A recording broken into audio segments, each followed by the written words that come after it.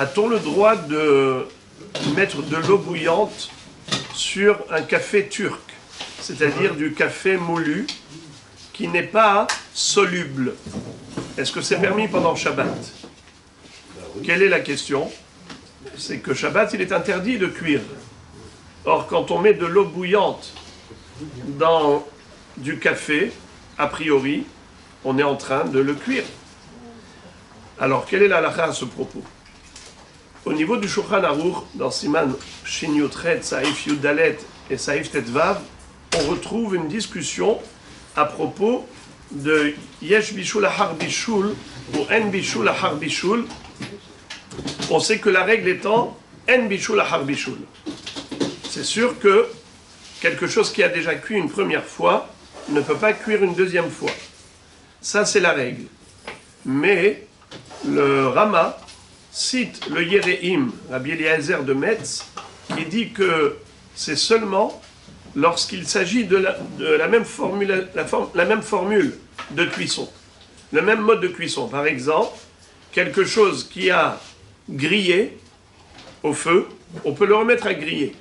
Quelque chose qui a bouilli, on peut le remettre à bouillir. Mais quelque chose, par exemple, qui a cuit sans eau, on ne pourra pas le mettre à cuire avec de l'eau pendant Shabbat.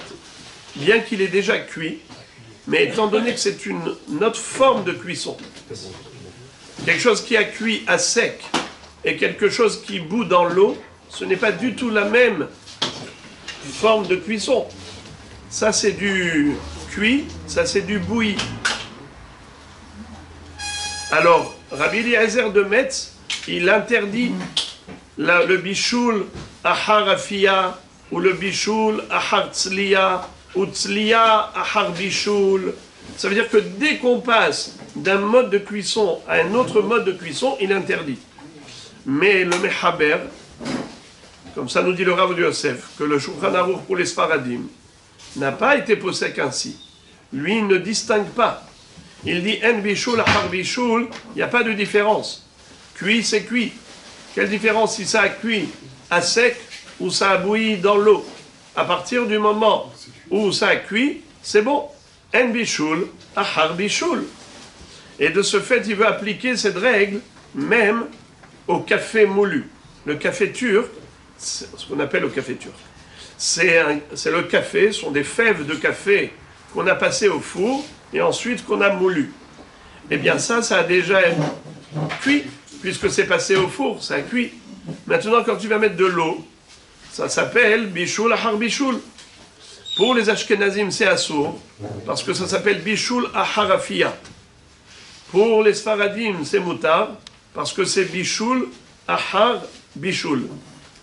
Puisque pour le Mechaber, on ne distingue pas entre une forme de bishul et une autre. Ça s'appelle bishul ahar bishul. Donc, en bishul ahar bishul, tout va bien.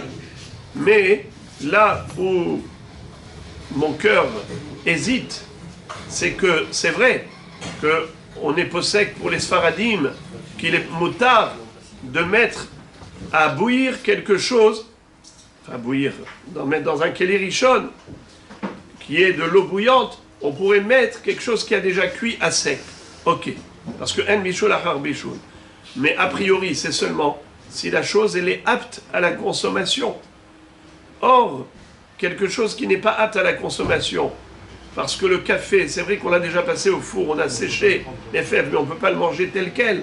Pour qu'il soit apte à la consommation maintenant, il faut y mettre de l'eau bouillante. Donc maintenant, tu es en train de terminer la cuisson. Tu as commencé, mais tu n'as pas terminé. Mais le Rav de Yosef dit que dans certaines civilisations, même aujourd'hui, ils servaient, figurez-vous, du café mélangé dans le sucre. Comme ça, les gens prenaient des petites cuillères de ce café turc qui était mélangé au sucre et le mangeaient comme ça tel quel. Ça vous donne un goût de café sucré dans la bouche. C'est bon. J'ai jamais essayé. Mais c'est-à-dire que pour dire que en effet, la cuisson a déjà eu son effet et donc ça atteint un objectif de cuisson. C'est la raison pour laquelle il dit qu'en effet, on peut verser de l'eau sur le café moulu. Celui qui veut être mahmir, Donc il le fasse Keli Sheni. C'est-à-dire que déjà, il ne faut pas le faire directement du kumkum, le mettre d'abord dans un verre et ensuite un deuxième verre. Le Chazon Ish, il est hyper mahmir. Le Chazon Ish, il dit que le verre, ça s'appelle Keli Rishon. Le premier verre s'appelle Keli Rishon. Pourquoi? Parce qu'il dit quand tu ouvres le kumkum, étant donné que le jet d'eau, il est en direct entre le Keli et le kumkum, au moment du jet lui-même, il n'y a pas de séparation, il n'y a pas d'interruption.